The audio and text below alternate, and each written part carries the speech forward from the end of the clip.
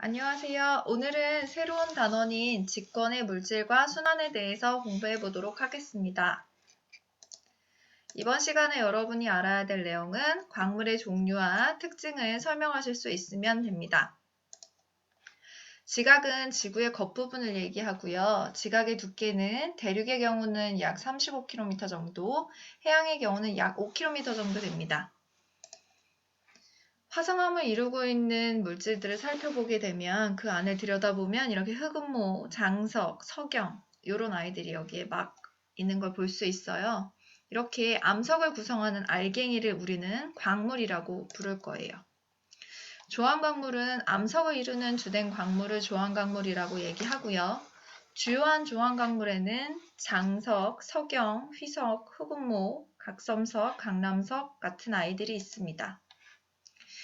지각의 8대 구성 원소는 지각을 이루고 있는 아이들을 이제 원소들, 중요한 원소들을 가지고 질량비를 가지고 이제 본 건데요.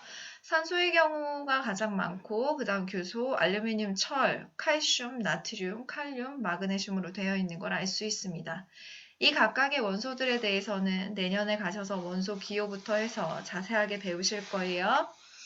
일단 얘네를 어떻게 기억하시냐면 앞 글자만 따셔서 산규, 알철, 칼나, 칼마 이렇게 기억해 주시면 되겠습니다.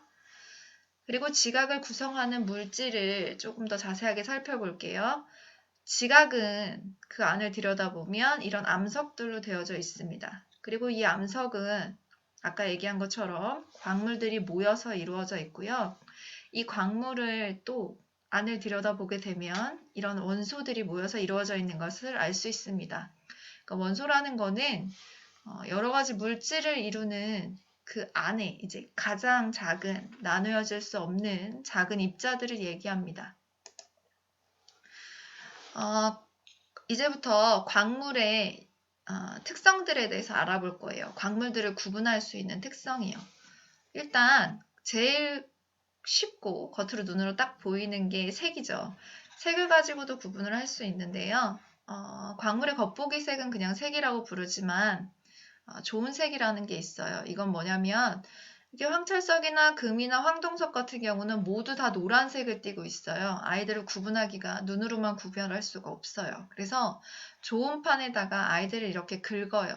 아이들을 긁으면 황철석 같은 경우는 검은색이, 금은 노란색이, 황동석 같은 경우는 흑록색이, 이제 녹흑색으로 이제 아이들의 색깔들이 다 다르게 나타나면서 아이들을 구별할 수 있습니다.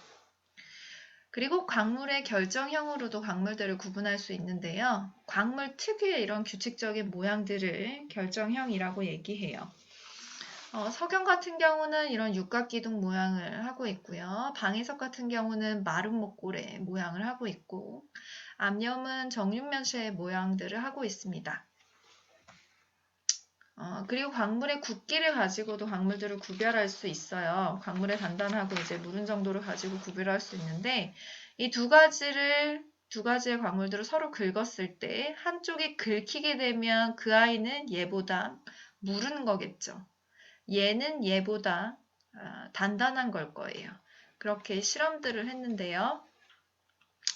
여기 10가지의 이제 광물들을 순서대로 정리한 거예요. 얘네들은 그냥 단순히 순서대로 그냥 정리했을 뿐이고 누가 더 그러니까 금강석 같은 경우가 활석보다 10배나 더 단단하다 이렇게 얘기하진 않아요. 그냥 아이들을 상대적으로 순서대로 활석이랑 석고를 서로 긁었더니 활석이 석고한테 긁혔다. 그래서 그냥 이렇게 배열을 해둔 것 뿐이에요. 그러니까 상대적인 값이라고 생각하시고 절대값이 아닙니다.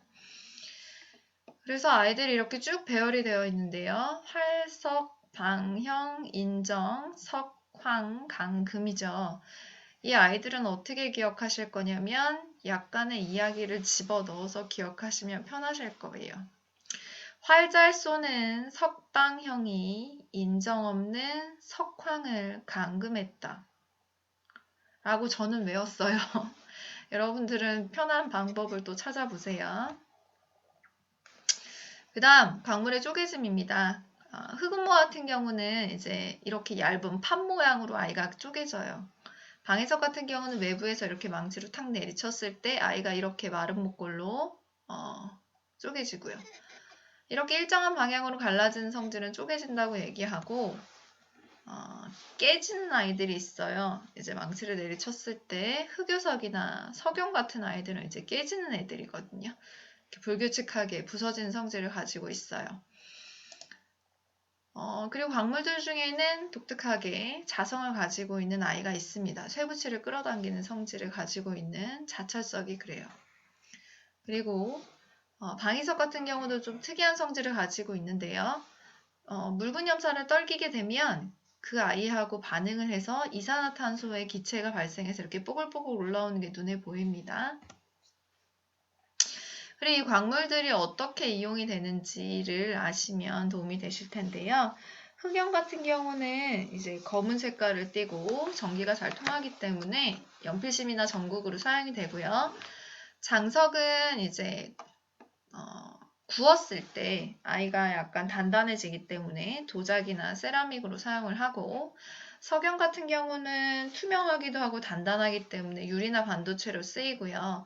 금강석은 이제 반짝이기 때문에 단단하고 그래서 보석으로도 사용이 되고, 연마제라는 거는 다른 아이들을 이렇게 깎거나 할 때 쓰는 걸 얘기하는 거예요.